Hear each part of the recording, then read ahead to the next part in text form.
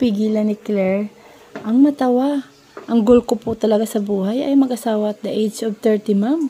Natawa siya. Hindi pa po kasama yung pagbubuntis ko, ha?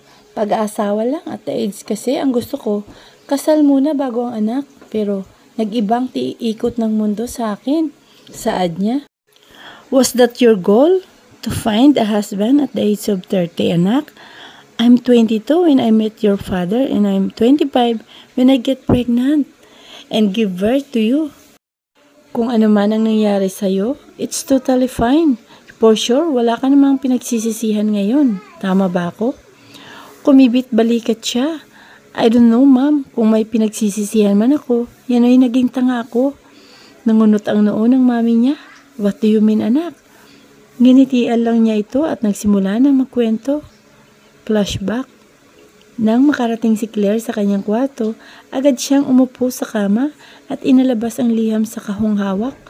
Sunod-sunod siyang nagpakawala ng bahangin sa bibig bago nagsimulang basahin ang nakatala ron.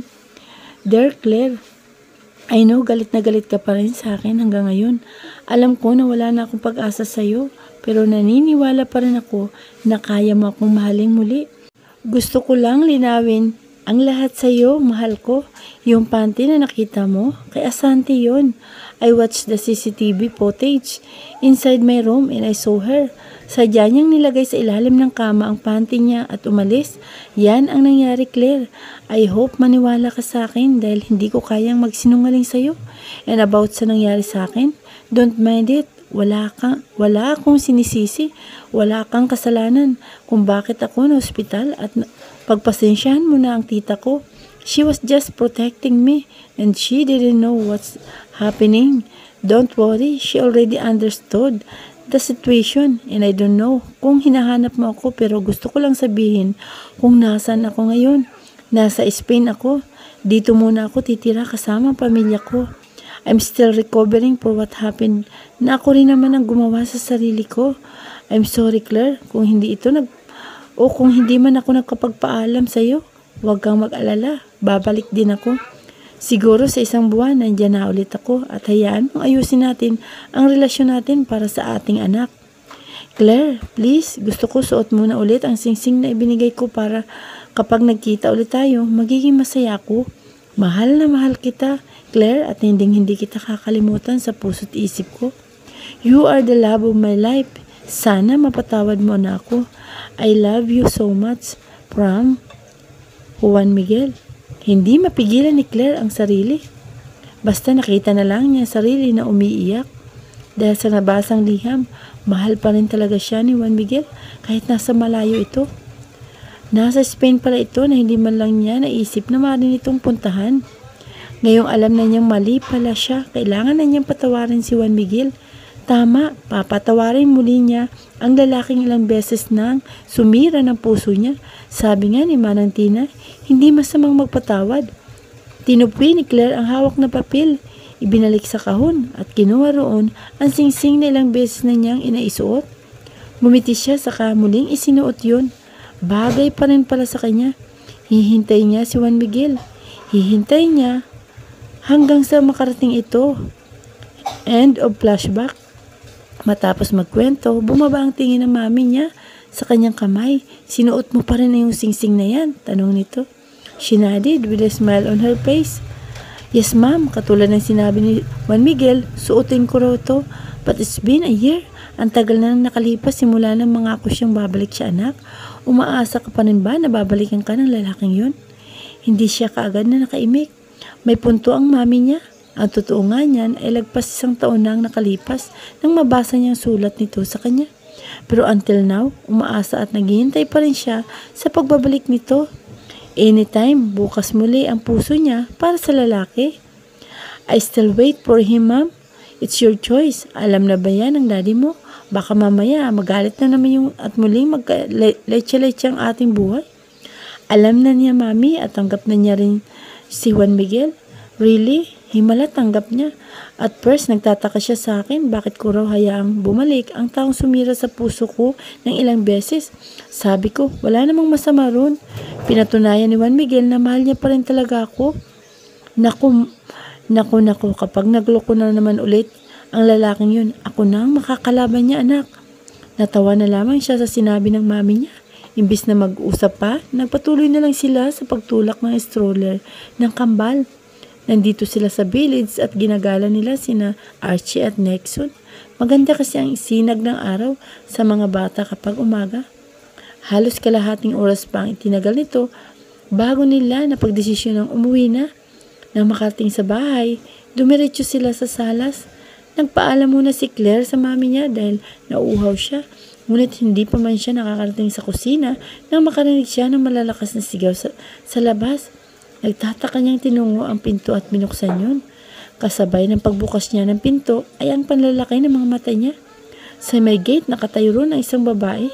May hawak itong bata na kung titingnan kasing edad lang ni na Archie at Nexon.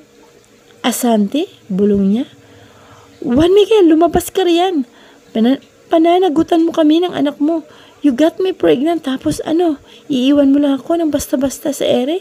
You're such an idiot. Gago ka, sigaw nito. Parang kumulang ang dugo ni Claire ng mga sandaling yun. Ngunit kahit ganon, nanatili siyang kalmado. Marahas siyang nagpakawala ng hangin sa bibig. Sa kanilapitan si Asante na wala pa ring tigil sa pagsigaw sa pangalan ni Juan Miguel. And what are you doing here? Asante, umalis ka na. Ayaw ko na ng gulo kaya please, umalis ka na lang. Pagtataboy niya rito. Ang tapang mo bakit sino ka ba? You're just a woman and I could even fight with you. Akin pa rin si Juan Miguel hanggang ngayon. Iyon na, inaangkin ko ba? Pinandilatan niya ito ng mga mata. Tanga ka ba, Asante? Bakit mo hanapin dito ang lalaking wala naman? She needs to lie. Hindi ko nga alam kung nasaan ang lalaking yun Kahit sumigaw na sumigaw ko man dyan, walang lalabas na Juan Miguel rito. Walang lalaking hinahanap mo rito, Asante. And move on. Magdadalawang taon na ang nakalipas. Tantanan mo na kami. Tantanan mo ng lalaking hindi ka naman gusto. Singhal niya rito, sabay tingin sa hawak nitong bata, nakatitig sa kanya. Ano bang pakialam mo, Claire? Wala kang paki sa gusto kong gawin. Wala akong paki kung ipagtulakan man ako ni Juan Miguel. I still love him and he's the father of my son. What? Anak ni Juan Miguel yung batang hawak mo? That's impossible. Sa tingin mo, maniniwala ko, yung totoong anak ni Juan Miguel nasa loob. Move on na, Asante. Huwag ka nang magpakatanga. Find another man. Ano? Ako, tanga? Bakit ako maghanap ng ibang lalaki? May plano kang makipagbalikan kay Juan Miguel, di ba? Ikaw naman ang may kasalanan, kaya siya na aksidente nun. Tama ba, Claire? Huwag mo nang ipagkaila. Akala mo naman maganda ka. Ang pangit mo kaya. Then, Asante rolled her eyes. Bakit? May sinabi ba akong maganda ako? At least ako. Ako ang mahal ng lalaking hinahabol mo. Singhal niya rito dahil sa inis. Hindi nakapagsalita si Asante. Parang naistatwa ito. Wala kang mapapala rito at yun ang itatak mo sa utak mo. Pati inosenteng bata sinasama mo pa. Pagkatapos magsalita, tumalikod na siya. Ngunit hindi pa man siya nakakakbang nang biglang magsalita ang bruha sa likod niya. Hindi pa tayo tapos, Claire. Gagawin ko na talagang dapat na ginawa ko noon pa. Maghihiganti ako at kukunin ko si Juan Miguel sa'yo. Tandaan mo ito, Claire. Ngumisi lang siya at naglakad na papasok.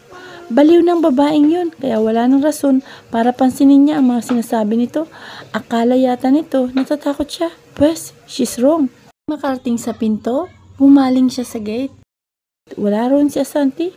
Napailing na lang siya at pumasok na sa loob. Agad na bumungad ang mami niya sa kanya. Bakit ka lumabas, anak? Wala po, ma. May tiningnan lang po ako. Nakangiti niyang sagot. Hindi na nagsalita ang mami niya. Kaya naman iniwan niya ito at lumapit siya sa kambal niya. Nasa stroller pa rin ang mga ito habang dumidedi ng gatas. Napangiti si Claire. Umupo siya sa couch na nasa harap ng dalawa at hinalikan ng mga ito sa noo. They are growing up. Her mother's right. Ang hirap makitang unti-unti nang lumalaki ang anak niya. But it's normal. Normal lang ang nararamdaman niya bilang isang baguhang ina. Wala man lang tayong apo na naging kamukha natin. Betty, biglang napatingin si Claire sa daddy at mami niya. Kasalukuyang nasa sala sila. Magkatabi ang mami at daddy niya sa sopa habang pinagmamasdan sina Archie at Nexon. Sa lapag habang abala ang mga ito sa paglalaro. Samantalang si Claire ay kaharap ng mga ito. Nakaupo habang abala sa kanyang laptop. She's editing a new blog. Yes, almost 2 years. Nakakapag-upload na rin siya ng bagong video. Her new content now is about her twins. Saka na yung travel vlog kapag lubusan ng maayos ang lahat. Ano ba yung sinasabi mo, Franco? It's fine. Baka sa susunod kamukha mo ng apo natin. Sagot ng mami niya sa asawa nito. Nakakainggit si Steve. Betty, kamukha niya sina Archie at Nexon. Dad, you don't need to say that. Huwag kang maiinggit. Kahit hindi naman kayo magkamukha ni na Archie at Nexon, apo niyo pa rin sila, di ba? Nakangiti niyang saad. Tama ang anak mo, Franco. Apo pa rin natin sila. Huwag kang mainggit para kang bata riyan. Pang-aasar ng mami niya sa daddy niya. Yeah, I know that. Pero iba pa rin kapag kamukha natin. But soon, I will wait for your third child. Sana kamukha ko na. Sundan niyo na agad-agad ha. Agad-agad, Daddy. 1 taon pa lang sina Archie at Nexon eh. Nakanguso niyang wika. Anak, mas maganda kapag maraming anak. Huwag mo kaming gayahin ng mami mo. Tumanda na isa lang ang anak. Ito kasing mami mo, tamad. Natawa si Claire. Tamad po sa? Claire, ano ka ba? Ang bata. Ang bibig mo. Ma'am, 29 na kaya ako. Humagalpak ng tawa si Claire nang mapasing parang naiilang ang mami niya. Alam mo na yun, Claire. Sabi niya, nga okay sa kanya yung 3 anak, but look, may isa pa. Hindi pa kami nakakabuo, tangi ikaw lang, but it's fine. At least, nagkaroon kami ng anak na katulad mo, nakangiting sabi ng daddy niya. Ngumiti lamang si Claire. Ang laki na nang nagbago sa buhay ng mami at daddy niya, simula nang dumating sa buhay nila sina Archie at Nexon. Araw-araw halos nakangiti ang mga ito. Mas close ang kambal sa lolo nila kaysa sa lola, kaya minsan naiinggit ng mami niya. Pero normal lang naman daw yun. Makita lang na masaya sila, masaya na rin siya. Nagpatuloy na sila Claire sa ginagawa habang ang magulang niya ay nilalaro ang mga anak niya. Sa gitna ng ginagawa, may tumawag sa pangalan niya. Nang balingay niya yun, nakita niya si Manang Tina. Claire, may bisita ka. Sino po? Ikaw na lang pumunta roon, Claire. Kahit na nagtataka, pumunta pa rin siya sa labas pero bago yun, nagpaalam muna siya sa magulang niya. Nang buksan ang pinto, bumaling siya sa labas at gano'n na lamang ang palalaki ng mga mata niya nang makita kung sino ang bisitang tinutukoy ni Manang Tina. Kaagad na kumabog ang dibdib niya ng mga sandaling yun. Segundo pa ang nakalipas ay tumulo na agad ang luha niya sa magkabila niyang mga mata. Animoy na estatwa siya ng mga sandaling pinagmasdan niya ito. He's standing with a wide smile on his face. Lalo itong gumawa po na nagpa-inlove sa kanya. She wants to approach him, but she couldn't even step her feet. Parang napako siya na hindi niya mawari. Pero bumalik sa realidad ang lahat. Doon ay nagtatakbo si Claire patungo sa gate at nang makarating, agad niyang niyakap ang lalaking matagal na niyang hinihintay. Ang lalaking mahal pa rin siya kahit nagkalayo silang dalawa. Ang lalaking naging dahilan para mabuo ang magkambal. Tama, si Juan Miguel. Ang mahal niya. Bakit ngayon ka lang, Juan Miguel? Ang tagal-tagal kitang hinintay. I'm so sorry, mahal ko, kung naging tanga man ako dati. Pasensya na kung sinigawan kita noon. Pinagsisisihan ko na ang mga nasabi ko sa iyo noon. Juan Miguel, forgive me. Umiiyak niya saad nang makahiwalay siya. Mahigpit niya itong niyakap. Psst, Claire. Gamit ang hinalaking inalis nito ang mga luhang halos matakloban na ang mukha niya. Magaan itong ginawa yun habang may ngiti sa mga labi. Ayos lang sa akin ang lahat, Claire. You don't need to say sorry dahil ako dapat ang magsabi niyan. Ako ang may kasalanan ng lahat. Mahinahong wika nito. Ngumiti siya. Nagsorry ka na nga sa sulat mo kaya sapat na yun, Juan Miguel. At least nandito ka na. Magiging masaya na tayo kasama ang mga anak natin. Mga, what does it mean? Claire, sinapoy niya ang pisngi nito at masuyong minasahe. Kambal ang anak natin, Juan Miguel. Sagot niya. Nanlaki ang mga mata nito. What? Kambal? Kambal ang anak natin? So, tama ako noon. Yung panaginip ko, totoo. At naging totoo nga. She nodded thrice. Yes. Fuck, tumalon ito dahil sa tuwa. I can't believe it. Akala ko kabaligtaran ang panaginip ko. I knew it. Masayang sad nito. Gusto mo na ba silang makita? They are inside. Yeah, mi amor. But ayos lang ba sa daddy mo? Oo, okay na sa kanya. Dati pa. Lalo pang sumaya si Juan Miguel. Hinila na niya ito papasok sa loob. Nang makapasok sila, dinala niya ito sa salas. At gano'n na lang gulat ng mami at daddy niya nang makita si Juan Miguel. But they stayed quiet. Iminuestra niya ang magkambal sa lapag kay Juan Miguel. Hindi makapaniwala ito. Parehas nitong kinarga ang dalawa at umupo sa lapag. Kita niya ang sobrang kasiyahan sa mga mata ni Juan Miguel. Kalaunan ay napaluhan na ito. Sino ba naman ang hindi mapapaiyak? Ang taong hindi nakapiling ni Juan Miguel ang mga anak niya at hindi nakita. Daddy sir, anito? Nandito ng daddy niyo mga anak. Kompleto ng ating pamilya. Dagdag nito at sinabayan yun ng paghagulhol. Nang dahil doon, hindi mapigilan ni Claire na mapaluha. Saya-saya niya at wala na siya ibang hihilingin, kundi ang kaligtasan nilang lahat. Yata ang pinakamasayang ama sa buong mundo. Hindi niya makakalimutan ang araw na ito na kung saan ay unang beses na nakapiling at nakita ni Juan Miguel sina Archie at Nexon. Palagi niyang itatatak ito sa utak niya. This is a precious moment for her. Kasabay ng pag-abot nila sa rurok ng tagumpay ay ang sunod-sunod na ungol ang lumabas sa kanilang lalamunan. Naidikit ni Claire ang noo sa noo ni Juan Miguel na mga sandaling yun at kalaunan ay mapusok siyang hinalikan ni Juan Miguel na kasalukuyang nasa ilalim niya. Nasa ibabaw siya ngayon. Maya-maya pa ay siya na ang miwalay sa halik nito at humiga sa tabi nito. I miss this mi amor. Juan Miguel whispered and touched her cheek. Nagpigil ako ng halos 2 taon dahil gusto ko, sa'yo ko lang ito gagawin. I am loyal to you, Claire. Mahina niyang hinampas ang dibdib nito.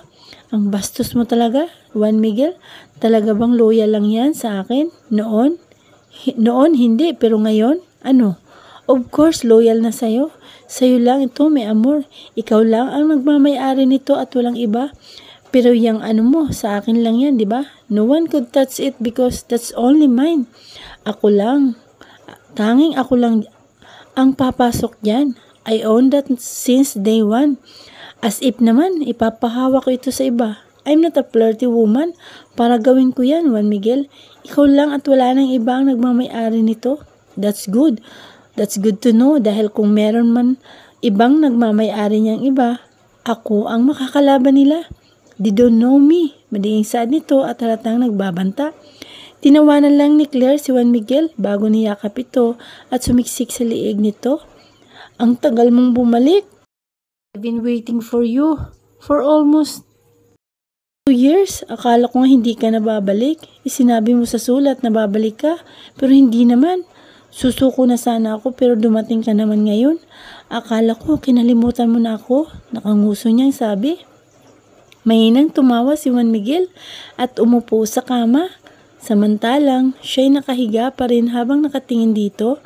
Nagbaba ng tingin si Juan Miguel sa kanya at inalis ang ilang hibla ng buhok sa mukha niya. I'm so sorry kung nagtagal pa ako sa Spain, may amor. Bukod sa nagpahinga ako ng ilang buwan, namatay pa si Daddy. Nanlaki ang mga mata ni Claire sa gulat. Namalaya na lang niya ang sarili na umupo sa paharap kay Juan Miguel. What did you say? Namatay ang daddy mo? How? And why? Nagtataka at sunod-sunod niyang tanong. Maras na nagpakawala ng hangin sa bibig si Juan Miguel bago siya sinagot. He died due to heart attack. Actually, paalis na sana ako. Nasa airport na talaga ako para umuwi rito sa Pinas. Pero ayun, my mom called me and she told me everything. Mas minabuti kong bumalik. And I thought, after mailibing ni dad, pwede na akong umalis. But my abuelo talked to me. He wanted me to stay in Spain for a year. Kahit hindi gusto ng kalooban ko, pumayag na ako. Doon pinag-usapan namin ang naiwang yaman ni Daddy. Sa akin napunta ang 50%. Kay Kuya Sandro naman yung 25% at kay Mami naman yung another 25%. Actually, hindi ko naman kailangan yun eh. Pero tinanggap ko na, matagal na palang nakalaan ang mana ko dahil para raw sa atin, para mabuhay tayong pamilya. And after a year of staying there, pinayagan na nila akong umalis. Pagkukwento nito, nalungkot si Claire. That's so sad. Hindi niya man lang nakita o nalaman na may apo siya. Yung mami mo, nasaan siya? Nasa Laguna siya now. Doon muna siya pumunta para makapamasyal naman sa pamilya niya. But you know, enough na sa atin ang pera ko. Kinuha ni Juan Miguel ang kamay niya. Marahan siyang hinila patungo rito at niyakap. Yung 50% na nakuha ko, kasama na ron yung kumpanya ni Dad. Ayaw naming tanggapin ang mga yun pero wala kaming choice. Si Kuya Sandro nagalit pa kay Daddy dahil bakit daw siya pinamanahan. May pera naman daw siya. Bahagyang tumawa si Juan Miguel. Si Mami naman, mas gusto niyang ibigay sa amin ni Kuya Sandro ang natanggap niya. But of course, we didn't agree. She deserved that. How about your Kuya Sandro? Where he is now? Nasa Amerika siya, may asawa na. Wow ha? Mas nauna pang magkaasawa yung kaysa sayo? Dahil komplikado ang sitwasyon noon. Baka nga kung maayos lang ang lahat noon, baka ilang taon na tayong kasal. Nito na sinundan ang pagtawa. Kaya nga kung walang Bernard at Asante, di sana noon pa masaya na tayo. Speaking of Asante, nagpapakita pa ba siya sa'yo? Ginugulo ka pa ba niya? Nung isang araw, pumunta siya rito na may dalang bata. Hinahanap ka rito. Hindi mo naman anak yung anak niya, di ba? Bakit ka naman maniniwala kay Asante? It's Asante, mi amor. Of course not. Wala akong anak kay Asante at yun ang totoo. Sana nga Juan Miguel, ayaw ko nang mawalay ang pamilya natin. Masaya na ako kung ano tayo ngayon. We're happy now and sana habang buhay ng kasiyahan to. Juan Miguel smiled and kissed her forehead. I swear, wala nang makakasira sa pagsasama natin.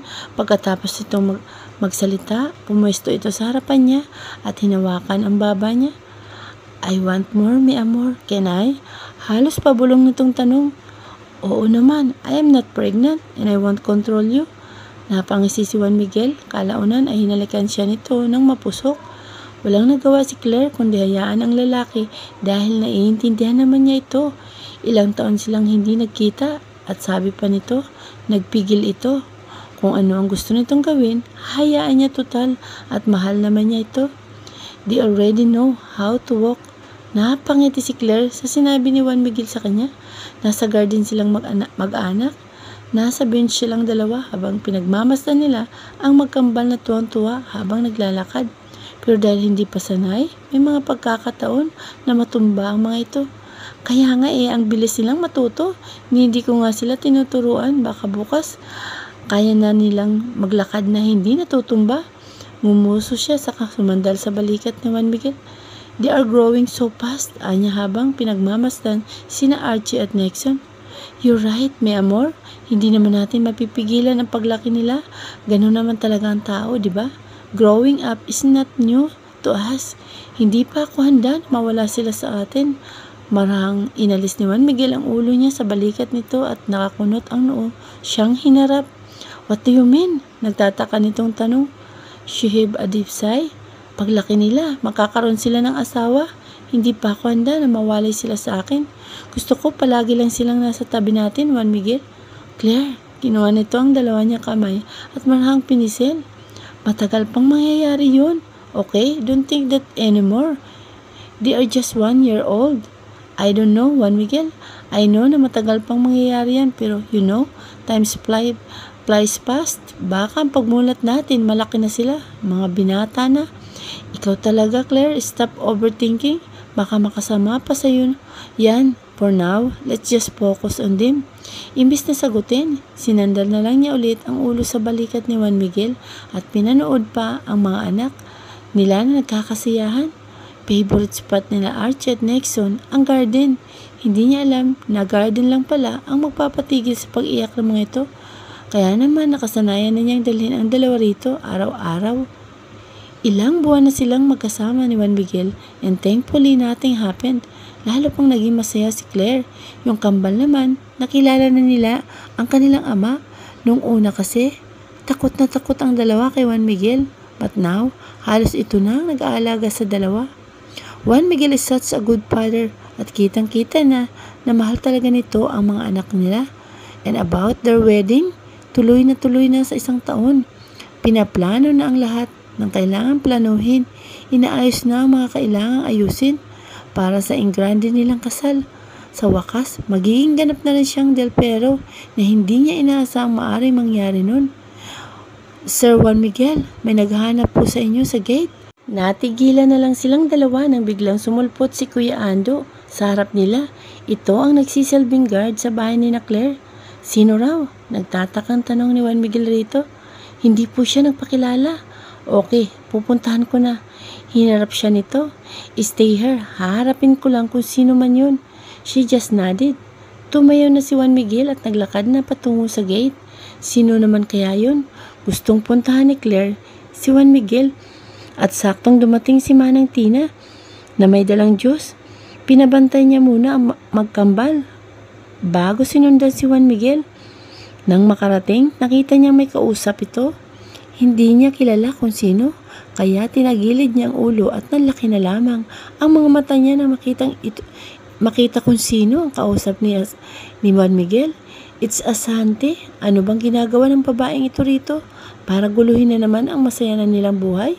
Hindi ba ito nadadala? Tapos kasama na naman ang anak na walang kamuwang-muwang. I'm begging you, Juan Miguel, panagutan mo ako. Anak mo si Aden, anak natin siya. Juan Miguel, kahit magpa-DNA test pa kayong dalawa, walang problema. Please, Juan Miguel, mahal na mahal kita. Gusto na kitang makasama, kasama ang anak natin. I'm begging you, Juan Miguel, maawa ka sa akin. Huwag mo akong iwanan sa ere.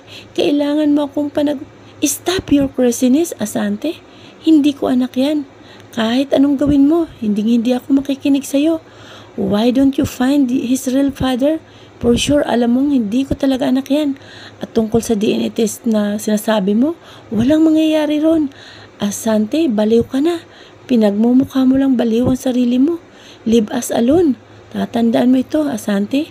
Ito na ang huling beses na pagpunta mo rito dahil makakalaban mo na ako. Kung ayaw mo makaladkad, umalis ka na. Mahal kita, Juan Miguel, at yun ang totoo. Nanubig ang mga mata ni Asante. Mahal kita at sana gawin mong gusto ko. Panagutan mo ako dahil may anak ka sa akin. Enough, Asante. Masaya na ako kay Claire at may anak na rin kami. If I were you, titigil na ako. Umuwi ka na at huwag ka nang babalik pa. Singhal ni Juan Miguel kay Asante habang wala pa rin tigil sa pag-iyak. Masaya na kami, Asante. Huwag mo na kaming kuluhin. Hindi kita kinakausap kaya huwag ka makialam, sigaw ni Asante. Sinamaan lang niya ng tingin ito hanggang sa maya-maya pa'y bigla namang may tumigil na van sa harap nila. Bumukas yun at bumaba roon ang tatlong lalaki. Dalawang lalaki, isang babae. Yung babae at isang lalaki, kaidaran lang ng magulang niya. Samantalang yung isa pang lalaki ay parang kaidaran lang ni Juan Miguel. Let's go, Asante. Kung saan-saan mo dinadala si Aden, sabi ng matandang lalaki. Dad, what the hell are you doing here? Animoy natatakot na tanong ni Asante.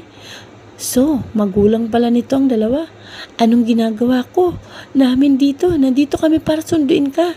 Tumigil ka na sa kaibangan mo. Asante, wag mo nang ipagsiksikan ang sarili mo sa kanya. Umalis na kayo rito, Dad. I don't need you. Lumayas kayong lahat dito. Mahal ko si Juan Miguel at dapat niya akong Hindi pa man natatapos si Asante sa pagsasalita nang sumikit ang isa pang lalaki. Bakit kanya pananagutan? Anak niya ba si Aden, ha? Nagulat si Claire ng mga sandaling yun. Dahan-dahang binalingan ni Asante ang lalaki. What did you say, Richard? At ano bang ginagawa mo rito, ha? Hindi nga kita mahal kaya tumigil ka. Anak ko si Aden at yun ang totoo.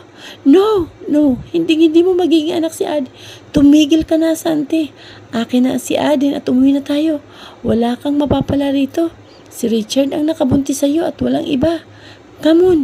Nang agawin ng ama ni Asante ang anak, ibinigay nito agad Paano nyo nalaman? Wala sa sariling tanong nito. Through DNA test, 99.99% anak ko si Aden, sagot ni Richard. No, no, no. It can't be. Si Juan Miguel lang ang dapat maging ama ni Aden. Hindi pa man natatapos ito sa pagsasalita nang hawakan ni Richard ang kamay nito at hinila ito papasok sa van. Nagpupumiglas dito si Asante. Pero hindi nito nagawang makapagpalag kay Richard. Nang pumasok ang dalawa, sumunod naman ang mag-asawa habang bitbit ang apo nila. Nagkatitigan sila bago sumarado ang pinto. At umandar ang sasakyan. Papalayo, marahas na nagpakawala ng hangin sa bibig si Claire sa kaniyakap patagilid si Juan Miguel. Confirmed, hindi mo anak, nangingiti niya sabi. Natawa si Juan Miguel. Matagal ko nang alam na hindi ko talaga nabuntis si Asante. Ngayong wala na siya, magiging masaya na tayo, may amor. Sana nga, sana hindi na siya bumalik. Imbis na sumagot, hinalikan lang nitong tuktok ng ulo niya bago siya inaya pabalik kina Archie at Nexon dahil narinig na nila ang pag-iyak ng mga ito.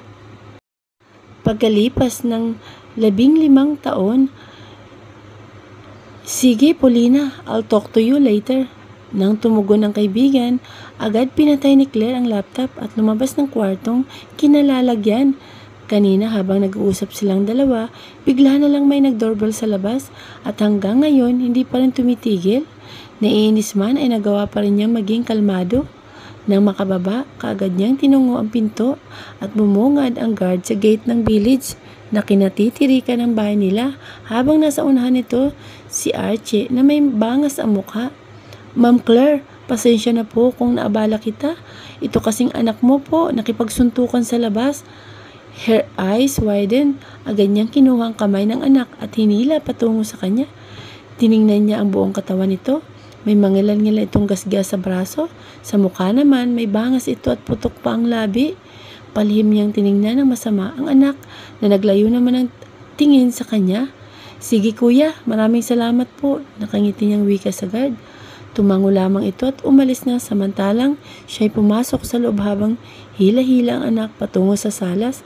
Nang makarating, inupo niya ito sa sopa at tumayo sa harap nito. What happened? Istrikto at seryoso niyang tanong. Sila ang nauna, mami. Palagi na lang nila akong inaaway. Kaya nakipag-away ka? You think it's right, ha? Hindi na po ako nakapigil. Punong-puno na po ako, ma. I'm so sorry if nangyari ito. Hindi ko lang po napigilan ang sarili ko. Naisip ko na, mas better kung aawayan ko rin sila. Enough, Archie.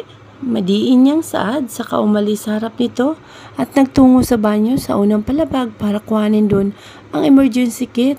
Nang makita, nagtungo siya sa kusina at kumuha naman doon ng cold compress para bumalik sa anak niyang nakaupo pa rin. Ma'am, please don't tell this to Dad. Pagmamakaawa nito. Imbis na sagutin, umupo siya sa tabi nito at kumuha ng betadine at bulak na hawak. Inuna niyang linisin ang mga gasgas nito sa braso at nang matapos, kumuha siya ng bagong bulak.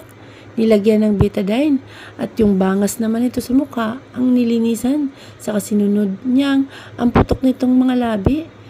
Segundo na papangiwang anak pero hindi niya nagawang tumigil. Mas inisip niyang safetyness nito kaysa pabayaan nito. Na matapos, ibinigay niya ang cold compress kay Archie at sinabing idikit ng ilang minuto sa mukha kung saan may bangas ito at putok sa labi. Gusto mo wag kong ipaalam ito sa daddy mo? Natawa siya. Malalaman at malalaman pa rin niya ang nangyari. Uuwi yun mamaya. Makikita niya yung mukha mo. Anong sasabihin mo? I don't know po. Kaya kahit malaman ng daddy mo, tanggapin mo na lang. Bakit ka ba naman kasi nakikipagsuntukan? Hindi ka naman sanay riyan. Look at you now. Pumangit ka na. Ang gwapo. Ang gwapo-gwapo. Ma'am, gwapo pa rin kaya ako. Hindi pangit ka ngayon dahil may sugat ka sa mukha. By the way, where's Nexon? At nga pala, hindi ba't may pasok ka ngayon? Ang aga mo naman yatang lumabas. Nagugulang sambit ni Claire. Ngayon lang niya na-realize na masyado pang maaga para umuwi si Archie. Hindi magkaklase ang dalawa kaya ngayon nagtataka siya kung nandito si Archie. Nasaan si Nexon? Ma'am, sorry. Sorry again po. What do you mean, anak? Nagkating... What? Saan mo natututunan yan? This is not funny, Archie, ha? I'm sorry, but I need to call your dad right now. Tumayo siya at nagtungo sa ikalawang palapag dahil nandun ang cellphone niya. Nang makarating sa kwarto, kaagad niyang kinuha ang cellphone at tinawagan doon ang numero ng asawa niya. Hello, Miss Posa? Oh God, Juan Miguel, I have a bad news. What is that? Marahas siyang nagpakawala ng hangin sa bibig sa sinagot ang asawa. Archie was here and nakipagsuntukan at nagkating sa klase ang magaling mong anak. Imporma niya rito. The fuck? At saan niya natutunan yan? Ayun ang hindi ko alam, Juan Miguel. Shit, okay. Uuwi agad ako. Huwag mong papaalisin si Archie. I'll talk to him. Sige, mag-iingat ka. I love you. I love you too, mi esposa.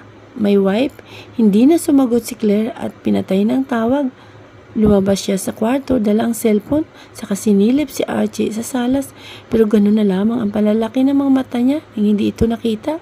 Baka nasa kwarto ito at dahil nasa ikalawang palapag rin ang kwarto nito, hindi na siya nahirapang puntahan yun. When she tried to open the door, hindi yun bumubukas. Archie, open the door! Sigaw niya. Gusto mo bang lalo kaming magalit sa iyo, ha? Pagsasabihan ka lang namin. We won't hurt you, dagdag niya pa. Pero hindi tumutugon si Archie. Alam niya nasa loob na ito dahil imposibleng malak yung basta-basta. Talagang nagmamatigas ito. Sa magkambal, si Archie ang pinakamakulit. Dinaig pa ni Nexon. Si Nexon na sobrang bait. Minuto pa ang lumipas bago bumukas ang pinto. Bumungad ang anak niya habang nakayuko. Pumasok siya sa loob, saka sinapa ang mukha at inangat yun. Umiiyak ito. Why are you crying? Because you called Dad. Archie, inayos niyang magulo nitong buhok at tinuyo ang magkabilang nitong pisngi gamit ang magkabilang kamay. Hindi mo kailangang umiyak. I called your dad para magsabihan ka sa mga ginawa mo. Hindi nakakatuwa ang ginawa mo, anak. As your parents, we must teach you good manners. Hindi ka dapat nakikipag-away kung kani-kanino. If they hurt your feelings, you can tell us para makausap namin sila. At about sa pagkakating mo, you think it's good? I graduated without any problem, anak. Kung ayaw mong pumasok, sabihin mo lang sa amin ng daddy mo. Hindi magandang ginawa mo, anak. Gumaya ka kay Nixon at Brielle. Nag-aaral sila ng mabuti. At tingnan mo si Sean, at the age of 6, gustong-gusto nang mag-aral. Kaya pinasok na namin ang daddy mo sa daycare. Umalis si Archie sa harap niya at naglakad palapit sa kama nito. Umupo ito ron at bumaling sa kanya. Mom, are you comparing me to them? If so, then I'm not them. Mahinahon at may kalungkutan itong wika. Bumuntong hininga si Claire sa kanilapitan ng anak. I'm not comparing you to your siblings, anak. Ang akin lang, bakit hindi ka gumaya sa kanila? Be a good example to your younger siblings. Kina Brielle at Sian, hindi umimik si Archie. Nanahimik lang ito, kaya naman mabilis na niyakap ni Claire ang anak dahil baka nagtatampo na ito sa kanya. I'm so sorry, Archie. Nasaktan ba kita? Hindi naman po, Mami. Tugon nito. Hindi na nagawa pang umimik si Claire. Maya-maya pa'y dumating na si Juan Miguel. Galit na galit ito kay Archie na akala mo'y handa ng saktan ng anak. Pero alam niyang nagpipigil lang ito sa anak dahil may isa silang agreement at yun na hindi nila pwedeng saktan ang mga anak nila kahit anong mangyari. I want to hear your explanation. Walang emosyong saad ni Juan Miguel habang nakatitig kay Archie na takot na takot. Bakit ka nakipag-away? Tanong nito. Kapag Juan, nakatayo si Juan Miguel sa harap nilang dalawa. Nasa kama pa rin silang mag-ina habang mahigpit ang hawak ni Archie sa isa niyang kamay. Nakita niyang sunod-sunod na paglunok ni Archie bago nito sinagot ang ama. They started it, Dad. They always bully me. Kaya nakipag-away ka? May nang tumawa si Juan Miguel. Tila hindi sang-ayon sa sinabi ng anak. You can just tell us that para maturuan ng leksyon ng mga nambubuli sa iyo, anak. That's so wrong.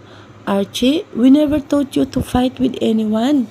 We taught you to be a good person. I am good person, Dad. But you know, sa pagiging mabuti ko, hindi ko pinapansin ang pambubuli nila sa akin noon. But now, punong-puno na po ako, Dad. Sinasagot mo ba ako, Archie, ha? Tumalim ang tingin ni Juan Miguel sa anak. Samantalang si Archie ay yumuko. Hiyang-hiya. Hindi po, Dad. Tugon nito. Nagkating classes ka? What was your reason? Did we teach you to do that? Dinaig mo pa si Nex. Tumayo si Archie. Si Nexo na lang palagi. How about me, Dad? How about you? Natatawang tanong ni Juan Miguel saka bahagyang nilapitan ng anak. Hindi mo dapat ako tinatanong niyan, Archie. You should ask yourself if that question. Bakit palaging si Nexon? Si Nexon kasi sinusunod niya kami ng mami mo. Look at him now, still in school, studying. Meanwhile, you're here. Halos mabasag ang mukha. Hindi ka ba namin tinuruan ng magandang asal, anak? Mabuting magulang kami ng mami. But ikaw, hindi. You always in your work. Hindi mo na kami pinapansin. Palagi kang busy. It seems like I'm not your son. Archie cried and left the room. Nang akmang habulin na ito ni Juan Miguel, nang mabilis niyang nahawakan ang kamay nito. Hayaan mo muna siya, Juan Miguel. Hayaan na muna natin siyang mapag-isa. Ayan ka na naman, Claire. Palagi na lang hayaan. Paano matututo? Marahas na nagpakawala sa hangin sa bibig si Juan Miguel at umupo sa tabi niya. Hindi ko na alam ang gagawin ko kay Archie, may esposa. Mahal ko ang mga anak ko. Masama ba akong ama, Claire? No, don't say that. Mabuti kang ama, Juan Miguel. Siguro namimiss nilang dating ikaw. Baka iniisip nila kulang na sila sa atensyon mo. Pero huwag kang mag-alala. Araw-araw ko silang kakausapin. Mababait ang mga anak natin. Subsub na ba ako sa pagtatrabaho, Miss Posa? Nakangusong tanong ni Juan Miguel.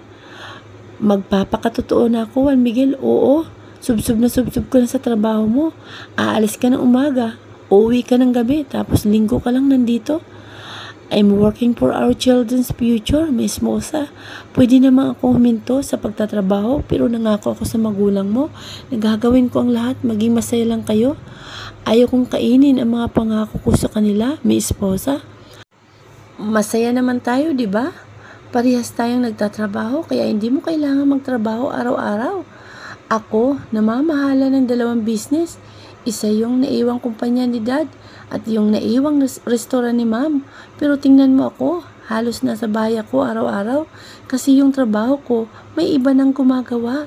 Ikaw, you can hire a new CEO para namang magka-time ka para sa mga anak mo, kahit sa kanila lang. Maybe you're right, Miss Posa. Sige, I'll do that. Lumapit ito ng husto sa kanya at walang anonoy, hinalikan siya sa kanyang mga labi. Walang nagawa si Claire kundi sumagot sa asawa. Mula sa isang simpleng paghalikan, nauwi yun sa mapusok. Namalayan na lamang nila ang sarili na nakahiga sa kama habang walang tigil sa paghalikan. Gusto ko nang sundan si Sian, ani Juan Miguel nang humiwalay ito sa kanya. Juan Miguel, you told me that 4 children is already enough. What about 5? May trabaho naman tayo pareho. Kaya natin silang alagaan lahat. Nginisian lang niya ito. Bumalik ka na sa trabaho mo, baka hanapin ka na roon. Shit, I forgot. Dali-daling tumayo ito at inayos ang suot na tuxedo. I have to go, Miss Posa. Talk to Archie. Hindi pa kami tapos. After that, he kissed her again and left her alone. Sunod-sunod na lang siyang napailing saka lumabas na ng kwarto ni Archie saka bumaba sa unang palapag ng bahay para hanapin ang anak. Nang tingnan niya ito sa salas, hindi niya nakita. Sinunod niya sa kusina, wala pa rin. Nang magtungo siya sa pool area, nakita niya ron si Archie nakaupo sa gilid ng pool habang nakalublob ang mga binti nito sa tubig. Ngunit ngumiti siya saka nilapitan ang anak. Hey, Archie, are you okay? Bumaling ito sa kanya. Yes, ma'am, I am okay. Tinabihan niya ito at maski siya ay nilublob din ang mga binti sa tubig. Mahal ka ng daddy mo. Kayo ng mga kapatid mo, mahal niya. Pagpasensyahan mo na. Siya, he's working for us. Masyado ka pang bata, anak. Kaya hindi mo maiintindihan pa ang mga sinasabi ko. Ma'am, 16 na po ako. Hindi na ako bata. Natawa na lang siya sa sinabi ng anak. Tama, 16 years old na si Archie at si Nexon. Ang bilis ng panahon.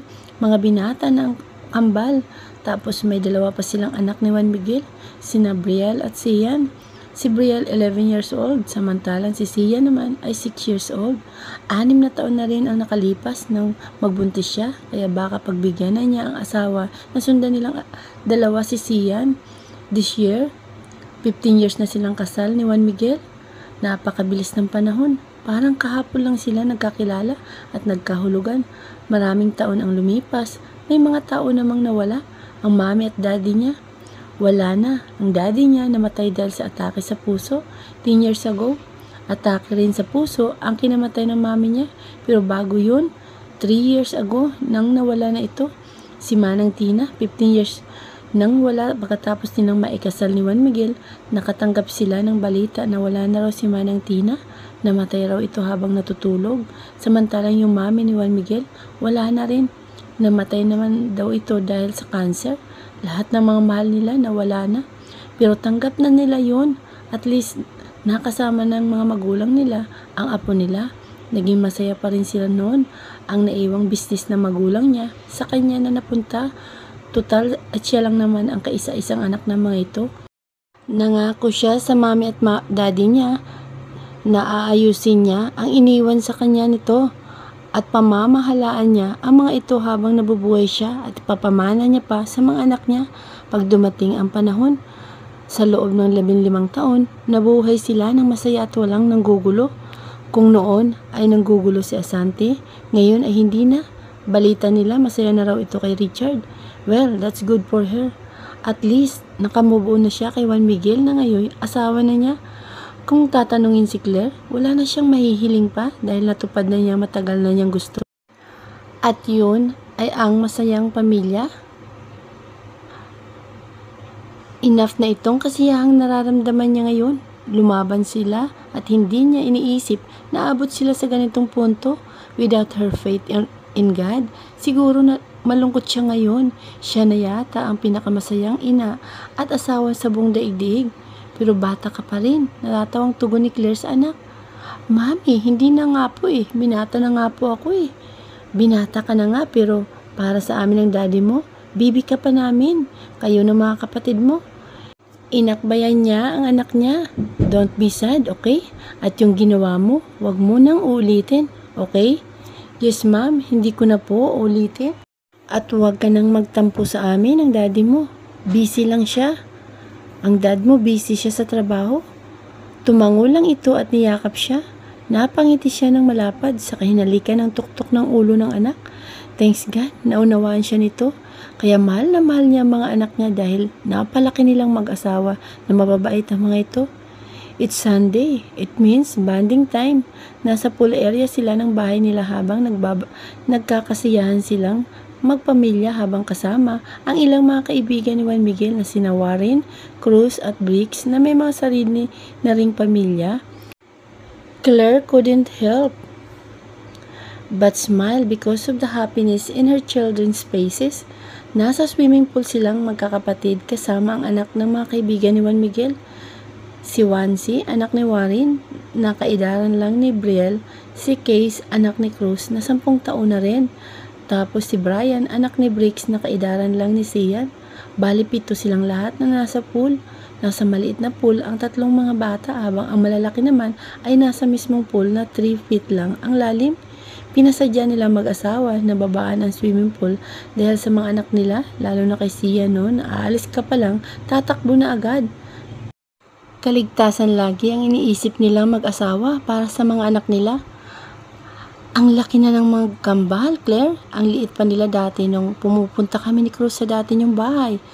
Napatingin si Claire sa nagsalita. It's Paige, Cruz's wife. Kaya nga eh, I can't imagine na mga binata na sila.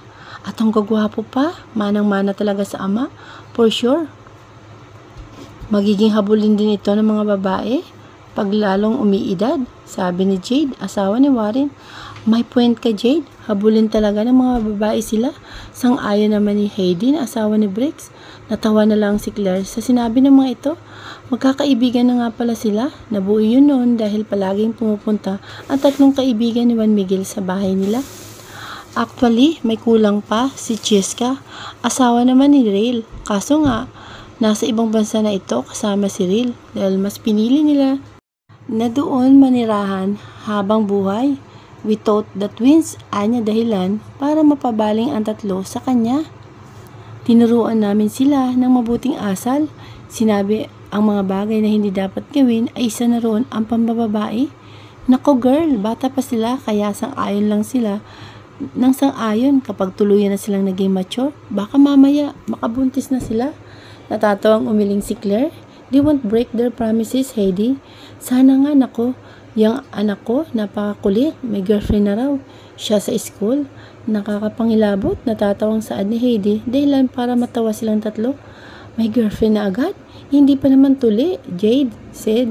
Lalo silang natawa dahil sa sinabi ni Jade at nabasag lang ang kasiyahan nila na magtatakbo si Brian patungo kay Heidi na umiiyak. What happened, baby?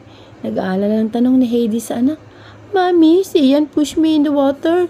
Then Brian cried even more. Hinahanap ng mga mata niya si Ian at nakita niyang papalapit na ito sa kanila. Nang makarating ito, nagtungo ito sa kanya at nagpakarga. Oh, what did you do, anak? Ha? Mami, hindi ko naman po sinasadya eh. It was just an accident. If so, then you need to say sorry to Brian. Sorry, Brian. I didn't mean to hurt you. Nakangusong paumanhin ng anak niya sa nasaktang si Brian. Brian, stop crying. Okay lang, Sian. Tara na ulit. Let's play again. But don't push me, ha? Okay? Bumaba ang anak sa lap niya. Okay, Brian. And after that, they came back to the pool kung saan naghihintay si Case. Hay nako, mga bata talaga, away bate. Anya sa kauminom sa cocktail niyang hawak. True, girl. Nga pala si Paulina at Danilo. Nasaan na sila? Bakit wala rito ngayon? Tanong ni Paige. Di nyo, Paulina and Danilo. Dahil minsan na rin nilang na-meet ang dalawa. Busy sila eh. Si Paulina may trabaho ngayon. Si Danilo naman, nasa ibang bansa na. Kasama yung boyfriend. Ay wow, boyfriend. Don't tell me, apam yun. Si Heidi. Ganun na nga, Heidi. Actually, next month ay kakasal na si Danilo. In fairness, he's so lucky.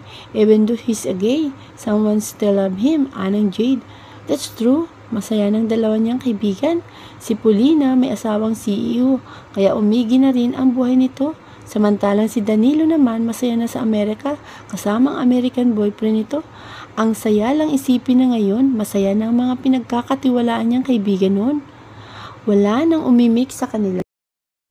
Nakatingin lang sila sa mga anak nila dahil para bantayan ang mga ito.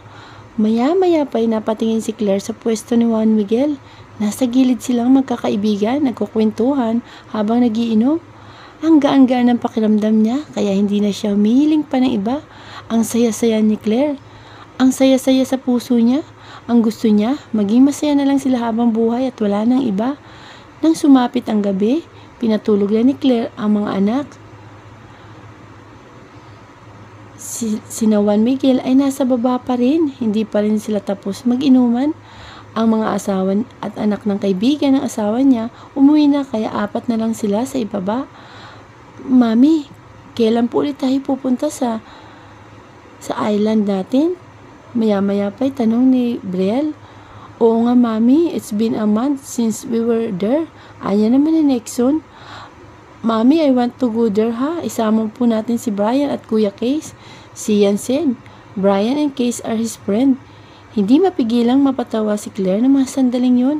Isang buwan na nga ang nakalipas nang huli silang pumunta sa Paradise Island at ang totoo niyan ay gusto na niya ring bumisita roon. But maybe may oras pang magbanding sila roon bilang isang pamilya. Oo nga pala, binago na ang Paradise Island. Wala na yung dating mga gawain na hindi maganda.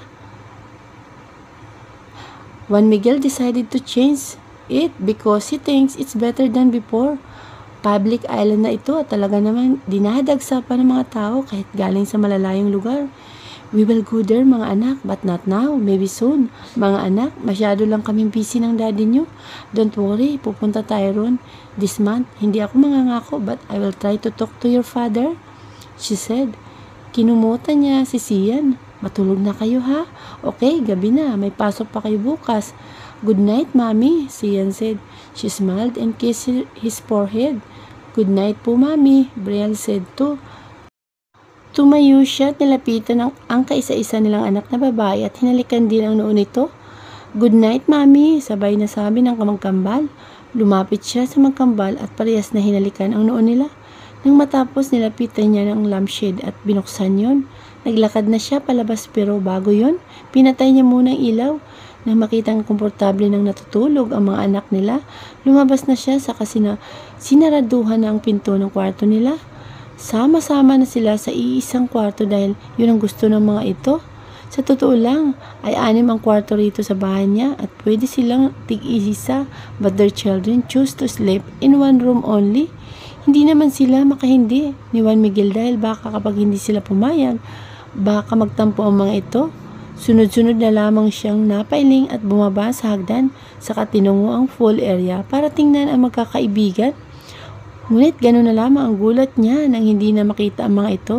Maski si Juan Miguel ay wala rin. Nasaan na kaya sila? Nagtataka siyang bumalik sa loob ngunit hindi pa man siya nakakahakbang nang bumangga siya sa isang matigas na bagay at nang akmang matutumba, mabilis nitong nahawakan ang kamay niya. Juan Miguel, what are you doing here? Where are your friends? Nailing niyang tanong dito. Di already left, mi esposa. Isiningit nito sa kanyang tenga ang ilang hibla ng buhok mula sa kanyang muka. Kapag kuway ay ginapang nito ang mga palad pababa sa kanyang katawan hanggang masapo na nito ang pagkababae niya. At dahil nakapajama lang siya, naramdaman niya ang palad nito at nang dahil doon, unti-unti nang namasa ang pagkababae niya. What are you doing, Juan Miguel? Natatawa niyang tanong sa asawa. Ngumisi lang ito sa kadumukwang sa liig niya at niromansa siya. He licked her neck and he followed it by sipping her skin. Claire couldn't help but moan. Tumayo ang mga balahibo niya dahil sa ginagawa ng asawa. Of course, she let him do that because he is her husband. Oh, Juan Miguel, I like it. Paungon niyang saad habang sapo ang ulo nito. Humiwalay si Juan Miguel sa kanya at nakangisi siyang tiningnan. Ilang gabi na ako nagpipigil, Miss Posa. I wanted to make love to you, but I can't. And now that I am in the mood, I can make love to you now. Why are you asking me that? As if naman tatanggihan. Hindi pa man siya natatapos sa iba pang sasabihin nang bigla siyang sinunggaban ng asawa sa kanyang mga labi at mapusok siyang hinalikan. Nagpaubaya na siya rito. Sinagot niya ito ng halik din. She could taste the alcohol in his tank at parang nalalasing na siya ng mga sandaling yon. Mas lalo pang lumalim ang paghalikan nilang dalawa hanggang sa buhati na siya ng asawa at dinala sa kwarto nila. Marahan siya nitong ibinaba sa kama at kinabubawan. Mahal na mahal kita, Claire. Noon pa man, hanggang ngayon, hindi ko na kayang mawala ka sa akin. I can't afford to lose you. You made me a better person and you even changed me before. I am so thankful because I met you. If I didn't meet you, for sure my life still miserable. Mahal na mahal din kita, Juan Miguel. Hindi ko kayang mawala ka sa akin. Lalo pat ang tagal na nating magkasama bilang mag-asawa. Hindi na ako hiling pa ng iba. Ang gusto ko lang, maging masaya tayo habang buhay. Ngumiti lang si Juan Miguel at muli siyang hinalikan. For the second time, they kissed passionately hanggang sa nauwi na yon sa pagtatalik. Wala na siyang mahihiling pa. Nandito ng asawa niya at mga anak niya. She learned one lesson in life at yun ay hindi masamang magpatawad sa isang taong gumawa sa iyo ng masama. Ngunit kailangan mong tingnan kung ang tao bang papatawarin mo ay deserve ang second chance mo. In her case, Juan Miguel deserved what she gave to him kasi nakita niya noon na maari pang magbago ito. Ito na ang nangyari nga. He's a responsible husband and father to their children now. At last, she's so thankful to God because He gave her a strength na siyang ginagamit niya noong hindi maganda ang sitwasyon nila. Kung wala ang lakas na yon, kung wala ang lakas niya ngayon, baka wala na siya sa mundong ito. Pero ngayong masaya na siya, wala nang rason para mawala siya. Kailangan siya ng asawa at mga anak niya. At ito ang kwento ni Claire at Juan Miguel. Hindi man maganda sa una, but at least naging sila sa huli at naging masaya na sila bilang isang pamilya. At for sure, madadagdagan pa sila. Ito na nga po, nagtatapos ang kwento ni Juan Miguel at ni Claire. At sana po, subaybayan niyo pa po ang susunod ko pa pong mga kwento. Maraming salamat po. Please like, share, and subscribe.